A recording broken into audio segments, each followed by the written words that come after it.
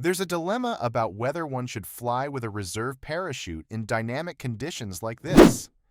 In dynamic conditions facing the sea, with sea breeze in which turbulence is almost non-existent, many people say that a reserve parachute is unnecessary, that it's almost impossible for there to be an opportunity or a situation where you'd have to throw the reserve.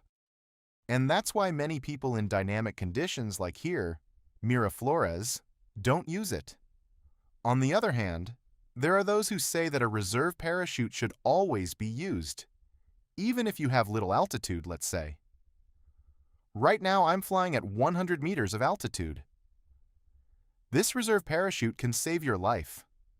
And the truth is that no matter how much I fly in zero turbulence, there can be situations in which it's necessary to throw the reserve parachute, and I've witnessed some of these occasions. One of these emergency situations is when two paragliders collide with each other. And this can happen in turbulent thermal conditions or in super smooth dynamic conditions.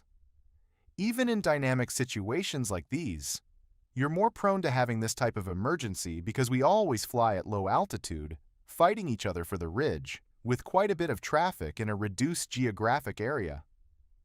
So yes, there are situations in which it could be necessary to throw the reserve parachute.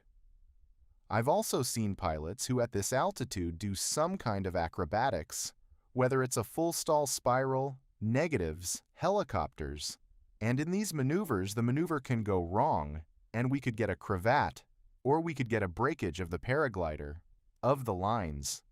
And if we don't have a reserve parachute, we could even lose our life. It could also happen that our paraglider fails, that it breaks, that the lines break, or the fabric tears. Of course, this will happen if we don't do proper maintenance, equipment inspection, but it could happen. And if we have a reserve parachute, obviously this will save our life. Now we also have the downsides of flying with a reserve parachute, which are not few, especially when we fly in situations like this where we have the city, we have buildings, we have runway, cables, people.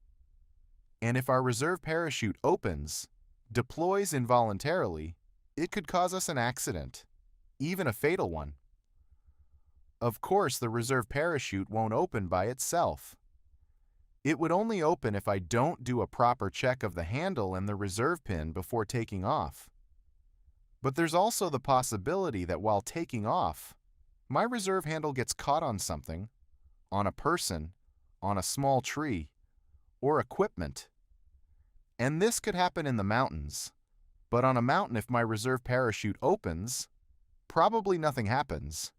But here in the city, for example with cranes, with so many obstacles, if my reserve parachute opens, I could indeed have a fairly serious accident.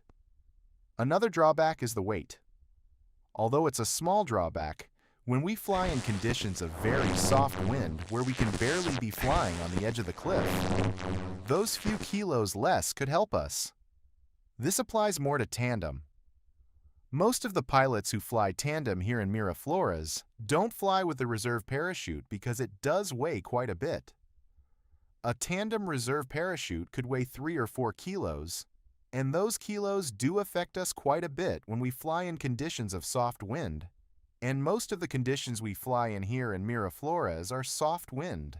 Strong winds are very rare, besides the risk I already mentioned, that if you're flying tandem and an assistant, a ground handler, or the passenger themselves accidentally pulls the reserve handle, it could end in a very serious accident with a passenger in which you end up hitting a building, or a house, or whatever it may be. In conclusion, when we fly in dynamic conditions, I believe it is indeed advisable to fly with a reserve parachute always, even though we fly with little altitude, since even at this altitude, no matter how low it is, I can throw the reserve parachute.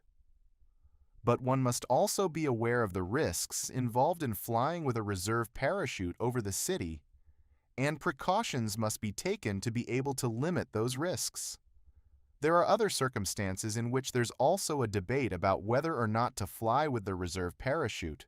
For example, pilots who do hike and fly, who climb a mountain in order to come down, to descend it flying. These pilots usually use wings that are very light, very small, with a very lightweight material to be able to make their ascent, their climb as easy as possible. And carrying a reserve parachute, even if it's ultralight, could complicate this expedition, this climb up the mountain. That's why some pilots who do hike and fly don't fly with the reserve parachute. To this, one must also add that usually the wings used for hike and fly are extremely safe, at least Class A ones. And also when these descents are done, it's usually done with zero wind or with few thermal conditions, in which case a reserve parachute wouldn't be as necessary.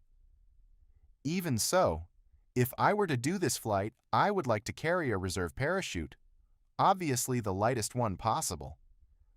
But it does give me peace of mind to fly with a reserve parachute always when I fly for sport alone. The only circumstance in which I don't fly with a reserve is on a purely descent flight, from low altitude. For example, I'm on a hill, a training mountain, say, that has, 100 meters, 150 meters, and my flight is going to be very early in the morning or very late in the afternoon, and I know there are zero wind conditions. I know there are zero thermal conditions. The paraglider I'm flying is a Class A. It's in perfect condition. Same with the harness, the carabiners, in those circumstances. Sometimes if there isn't a harness with a reserve parachute, I fly without problems, but in other conditions, whether thermal, thermodynamic, or even dynamic like this one, I like to fly always with a reserve parachute. It gives me quite a bit of peace of mind. It gives me mental peace and allows me to concentrate on other things. Like for example, right now, filming and flying at the same time. If I didn't have a reserve parachute, I would be worried maybe about equipment breaking, about anything that could happen to me, and I wouldn't have that plan B that saves your life, which is a reserve parachute. Now, if you fly in thermodynamic conditions, always fly with a reserve. It's a great irresponsibility not to do so. Out of carelessness, out of stinginess, out of laziness, not carrying a reserve parachute is quite foolish, because there will be situations in which you have to use it, in which you need it, and not having it, and losing your life because of that is quite incomprehensible. And even so, there are a lot of people who fly without having this important accessory.